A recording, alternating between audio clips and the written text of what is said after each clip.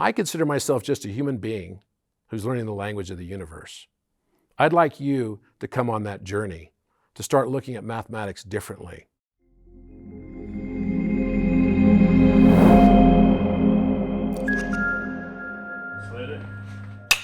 No, there was definitely a turning point and a catalyst for me.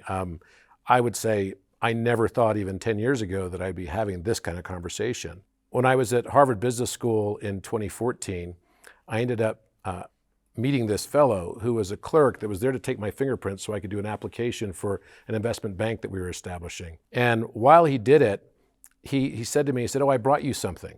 And I said, "What'd you bring me?" And I didn't know this person from Adam. He was basically just a clerk who lived in the Boston area, and I'm from California. And he said, "I brought you some photographs to look at." He said, "This is just my day job." And I said, what do you mean by that?" He said, "This is the job that I have so that I can meet the people that I'm supposed to meet." So he hands me about 10 photographs. He says, "Which one of these photographs stick out to you?" And I grabbed one of them, and I looked at it, and I said, "This one." And it was a photograph of Franklin Delano Roosevelt giving a speech in 1942 in Boston.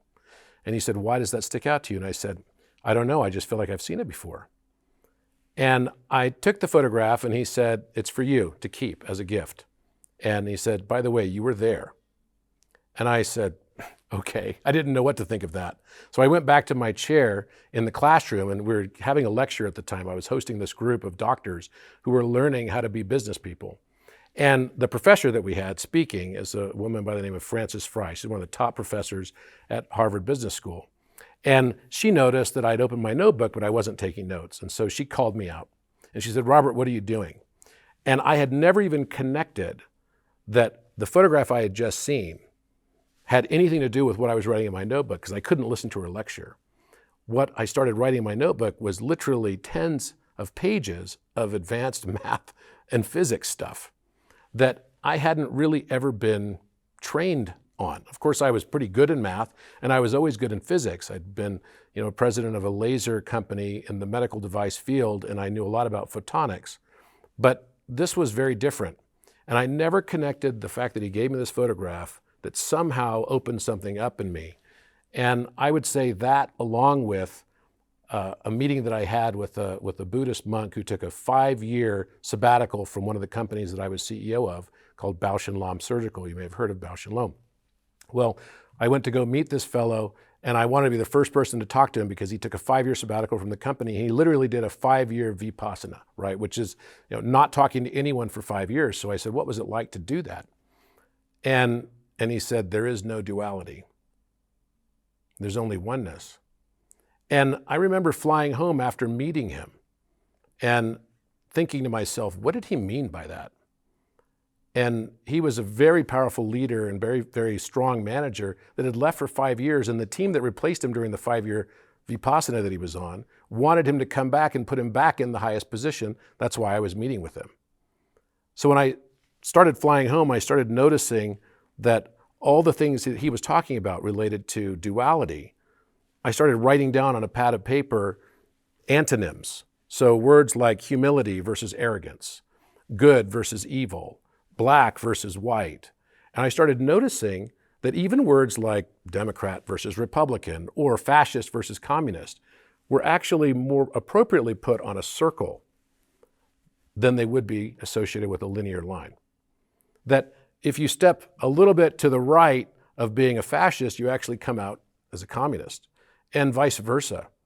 And so I started thinking for a moment, wait a minute, isn't this also true then that some people that claim to be so humble actually become arrogant in their own humility?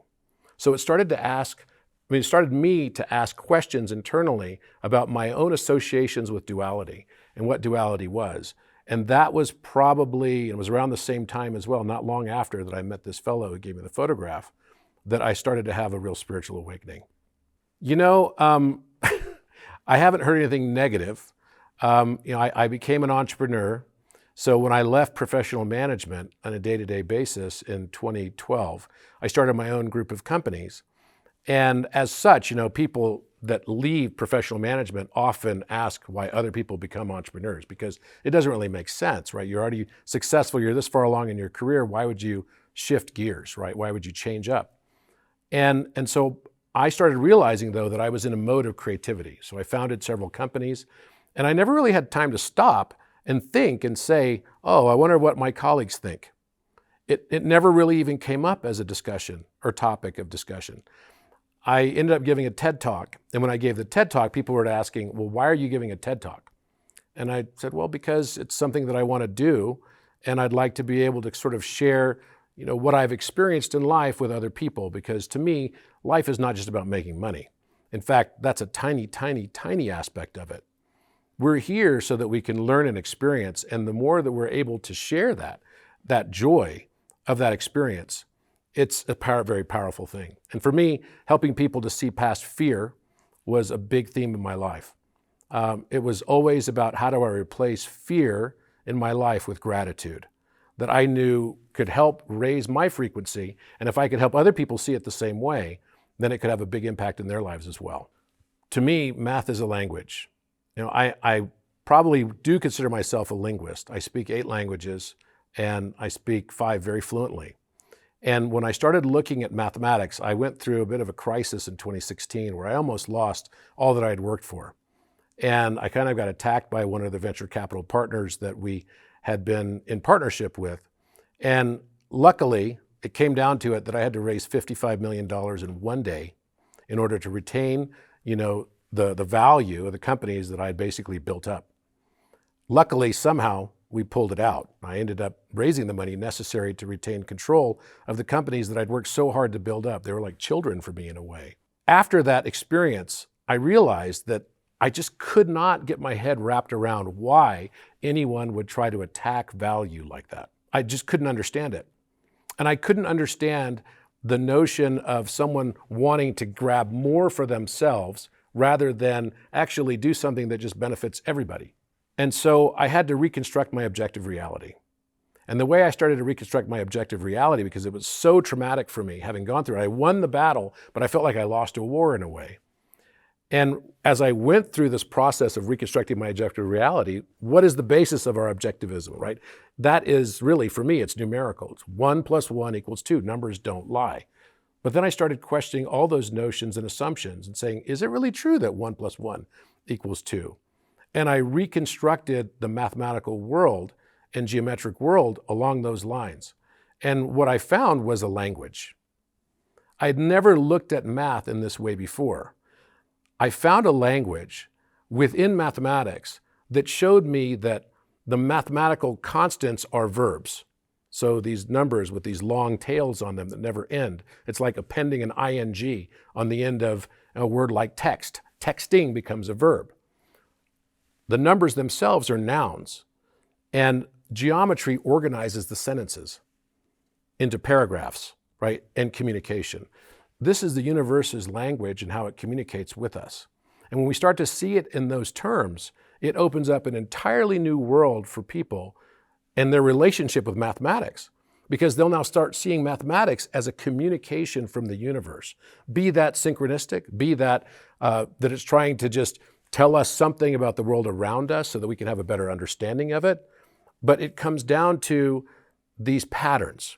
And most people, even in mathematics, don't believe that patterns exist in mathematics. Well, what I'm here to tell you is they absolutely do exist. We wouldn't have geometry if that was not the case. All of mathematics is patterned. The things that we call random are just those things that we don't understand the pattern for yet. So one of the things I like to say is that geometry expands your perceptions. It allows you to look from different angles at different objects, whatever those objects are, be they 2-dimensional objects or 3-dimensional or 4-dimensional objects. Our perception is about to dramatically expand. What we all have believed over time is that our truth is the one only truth, when actually it's just one facet of a larger truth of perception. If I were holding what looked like a circle in my hand and there was a shadow cast on the wall behind me, one person looking at it from directly in front of it would say, oh, that must be a circle that you're holding in your hand. If I were holding it this way, maybe it would actually look like a rectangle, because actually what I'm holding is a cylinder. But the person that's looking at it from this direction, seeing the shadow cast of a rectangle on this wall, on this direction, would argue like mad with the person sitting where you are that it's a rectangle. No, it's a circle. It's a rectangle. No, it's a circle. When actually the person holding the cylinder has the higher dimensional knowledge that both are actually correct and both are actually incomplete in their descriptions. Not that they're wrong. And that's what the world is now waking up to. We're all waking up to the fact that what we perceived was the only whole truth, right, is only a fraction of the truth. We cannot remove the bias of observation that we place on everything, and that bias is driven by our own conditioning. And that's not conditioning that somebody else foisted upon me. Maybe generationally, there's some aspect of that. I'm talking about our own conditioning of the things that we ourselves don't want to feel shame for, and we just press that into our shadows. The thing that really blew me away in studying all of this work is that Da Vinci actually spent time in Egypt. So during that time period from 1482 to 1486, he went to Egypt working for the Sultan of Cairo. And the record of this account is actually held in history in the Codex Atlanticus, which is the most complete of all the different codexes that exist, right? There's the Codex Leicester.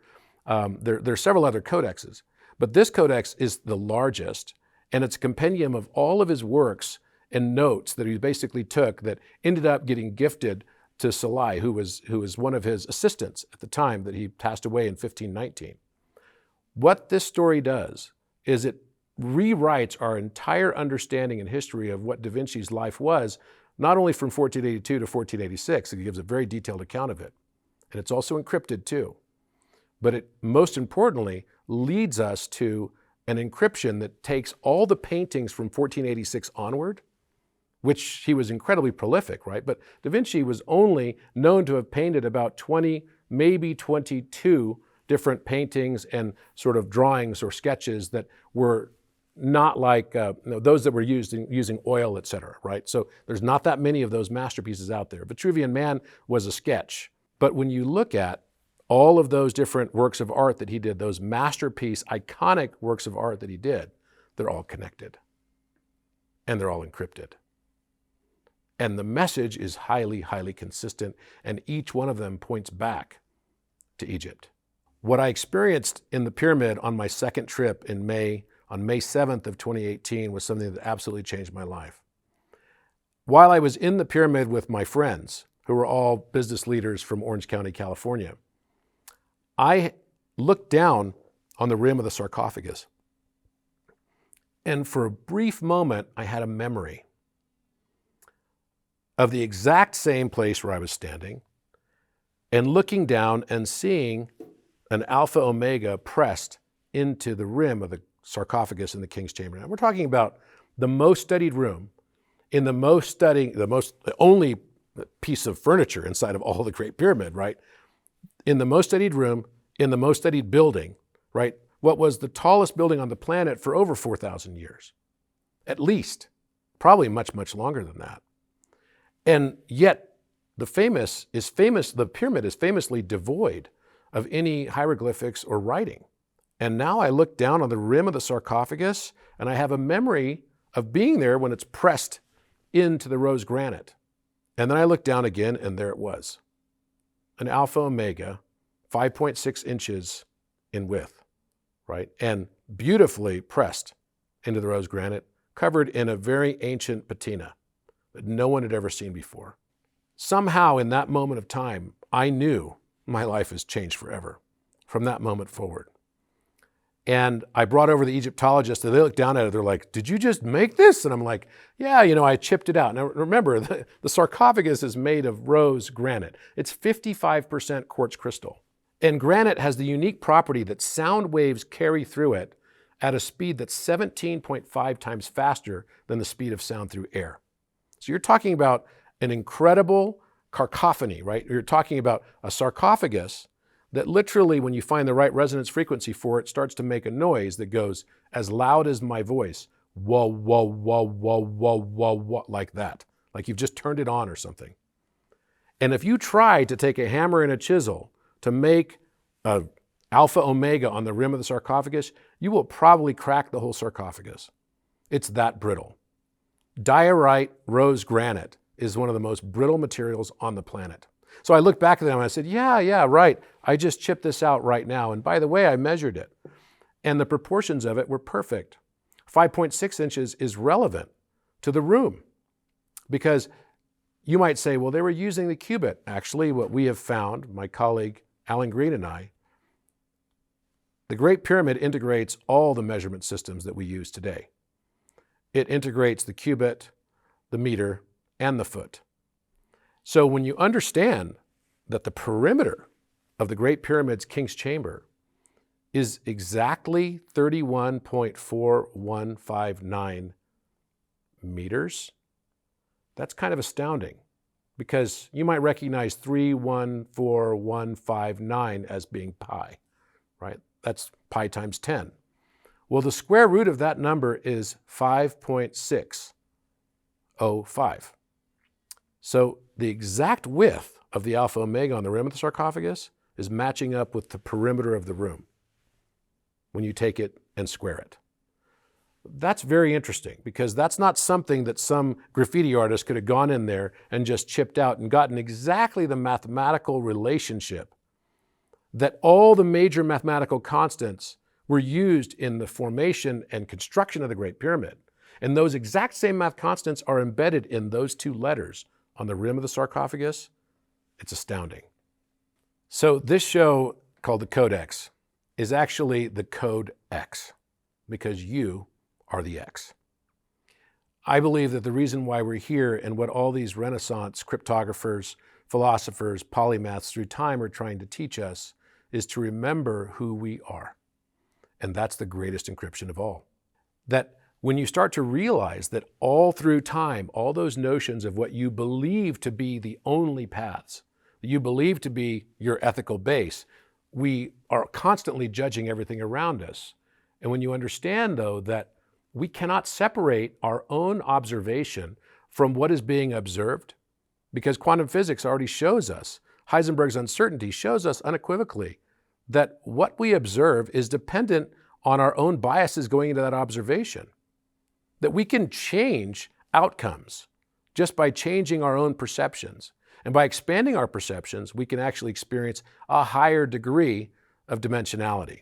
So the reason for this show is to relay to you the encryptions that were left by Renaissance cryptographers, the most prominent of which, of course, was Leonardo da Vinci.